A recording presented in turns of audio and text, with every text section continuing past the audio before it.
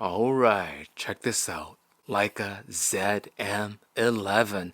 This is going to be a quick trailer. I have like a 30-minute video with this watch, about 30 minutes. And so I thought I would do a quick little video just as I'm preparing that video. You could just have a little sneak peek. You can see I have a few of these Leica cameras here. This is a Barnack design Leica 3C, I think, with a Leica motor. And as I wound it, you think about winding a watch.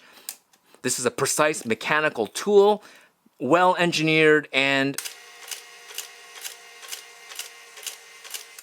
isn't that awesome? Thank you, Retro Photo Reading, for loaning this to me on long term. I'm having a lot of fun just looking at this thing. Just a beautiful camera to look at, but also a functional tool. It reminds me a lot of having a watch. So this is a Leica ZM11. Let's go over very quickly. In my long form video, I'll talk about function, storytelling, and style on watches. And that's kind of how I look at watches. But ZM11 Titanium Launch Edition, on a rubber strap. There's only 250 pieces, $7,325 USD in this configuration. If you get it with the titanium bracelet, it's $8,150.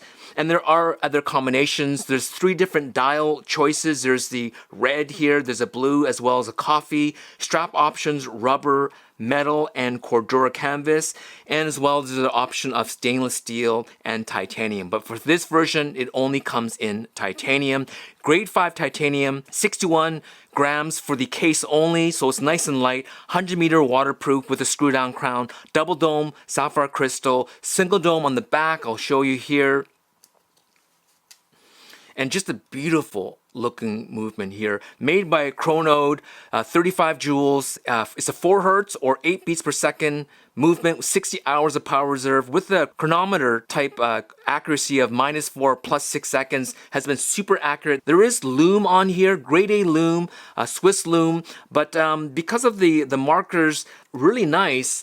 But you can't put a lot of lume on here. But it's a sports watch. It has some lume, so that's great. That dual layer design is really what makes this dial so unique. As you look at it, it's really hard to tell. I might insert a video showing you or just show you here, but it has this dual layer design. Marcus Ellinger, he actually designed the IWC Big Pilot. Now he works for Leica. He's the one that designed this. It's kind of a play on of shadows and light. It's a 0.4 millimeter dual layer using an etching technique, which is quite rare on watches. And so my time with this watch for 2 weeks, super accurate. Here is my G-Shock with the Atomic 6, 750, right on 750 right here. So I have not had to adjust it. It's probably within 30 seconds of when I first got this watch. So super accurate. For those of you who are looking at this watch and maybe considering it, wait for my long video, because I go over basically how I look at watches. I look at it for function, I look at it for storytelling, and I look at it for style. And I go over those 3.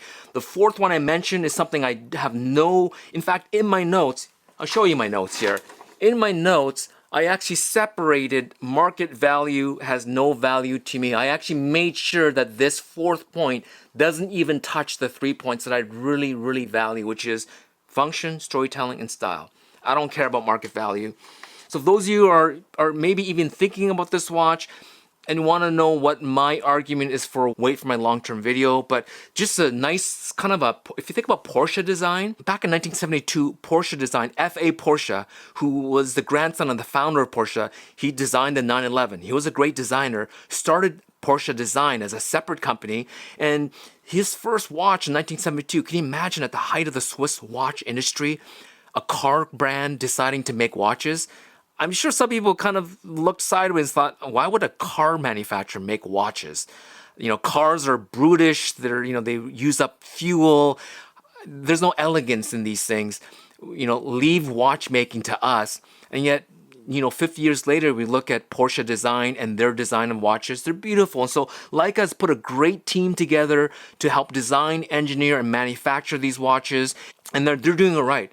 If a company can make precision instruments like microscopes and telescopes and hunting scopes, precision optics, as well as precision mechanics, and make beautiful cameras like this, if a car company can make watches, I'm sure a camera and precision instrument company can make watches no problem. And so that's my sort of quick thoughts on this. Wait for my long-term video. Thank you, Leica USA, as well as a special thanks to Kristian Dowling of Leica Australia for sort of helping me through this. It's not easy taking photos of watches as well as doing video. You can see the look of this video is quite different from most of my videos because you're trying to avoid the reflections right above. You can't have light directly hitting it. You get all these reflections. Wait for my long-term review. Thanks for watching, and let's just crank this back up again, and we will talk to you soon. This is so cool. I mean, this is remind you of a watch. All right, thanks for watching, and happy shooting. All right. Peace. Watch.